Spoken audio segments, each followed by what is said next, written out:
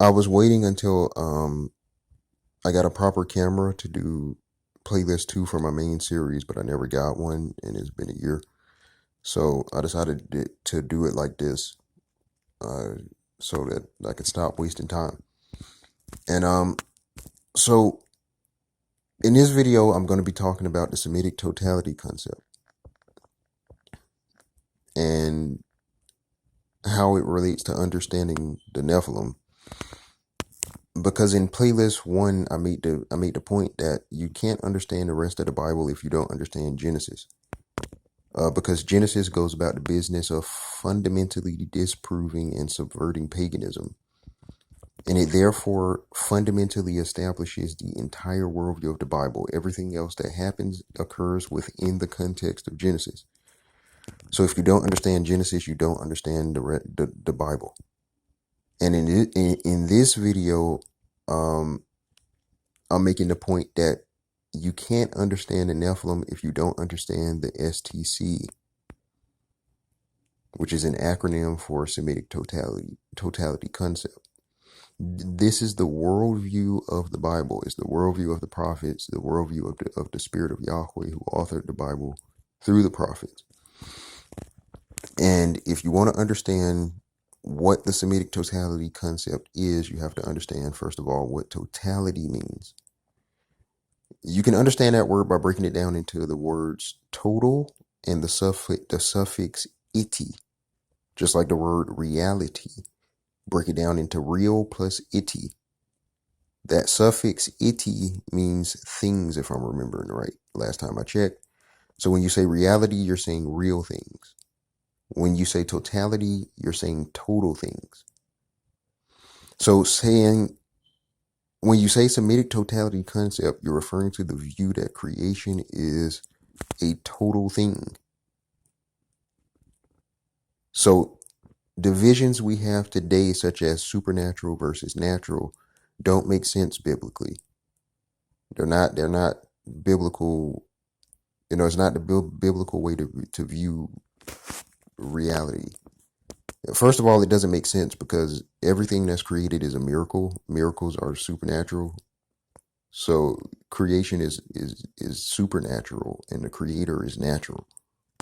That's point number 1. But point number 2 is although that kind of division is much more accurate when you talk about immaterial versus material, it also exists with that division. And if you can understand how the immaterial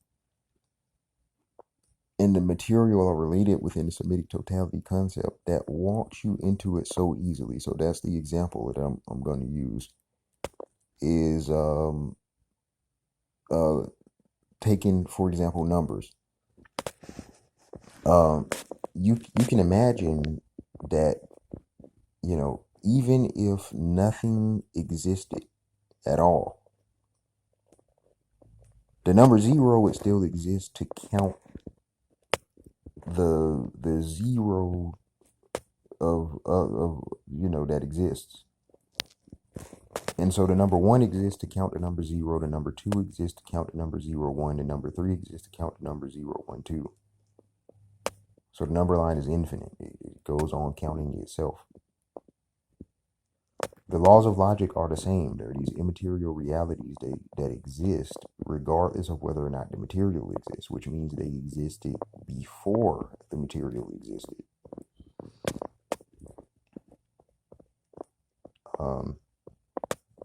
One of these immaterial realities, by the way, in which you can't leave out of the equation, is the self. Okay? So, but I'm going to stick to numbers because that's easier for folks who aren't Christians to wrap their minds around. So there's the number line counting itself, right, is an action. And anything that exists is doing stuff. But the doing of things that exist is not just internal, it's also external. And so numbers, the laws of logic, the internal action is also expressed as an external action. That external action is creation. So the biblical view that is called the Semitic totality concept, where creation is viewed as a total thing, has creation, the material, as a representation, as the doing of the immaterial. And this is portrayed in Genesis as the light being spoken into the darkness. The darkness is glorified within the light. You see what I'm saying? So this light, life, glory of the Creator, we are an extension of that.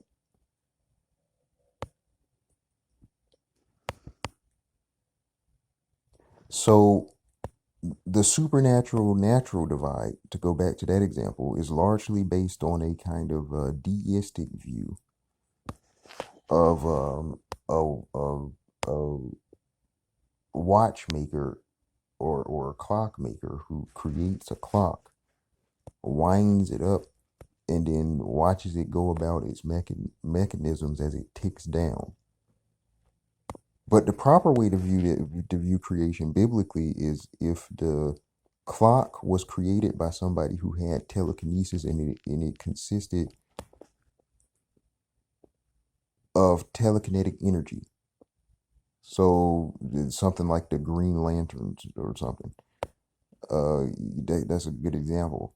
Well, you recognize you can't readily distinguish the clock, the telekinetic clock, from the clock creator, because the telekinetic energies of the clock is the mental energies of the clock creator.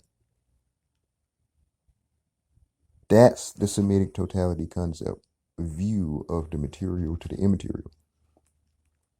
So creation is a representation of the immaterial, an extension of the life of the immaterial. It is what the immaterial is doing, and the height of that representation is human beings who can perceive the immaterial, relate to the immaterial, teach the immaterial, choose to represent the immaterial, or reject that and then become the representation of false. And this is where you get into the importance of the identity of the Nephilim, because I made this point in playlist number 1 that wickedness counterfeits the appearance of the truth. The truth being the immaterial, the only way wickedness can counterfeit the appearance of the truth fully is if it counterfeits the representation of the truth. So wickedness has to have a counterfeit human race. And this is where you get into the importance of that language, the image of Yahweh. In Genesis, I said in playlist 1, Genesis fundamentally and thoroughly subverts and disproves the pagan worldview. This is one of those cases. Image of Yahweh is the language of royalty that was applied to the high caste in the ancient world. An example of this is it occurred in Egypt. Image of the gods is what was the language used to refer to the pharaoh. So Genesis is basically saying the human race, every human being is the pharaoh. Okay? We are created to be priest kings over creation. And so the high caste does what? It sits above human beings as the kings and the priests of creation, over and above the human race. They call themselves gods, they call themselves demigods, call themselves avatars. The Bible calls them Nephilim. This is what the Bible is talking about when it talks about the Nephilim. I may have to continue this a bit in the comment section to get more fully into the Nephilim part of it. But I'm really hoping the first part of it is what sticks the most, just from the audio.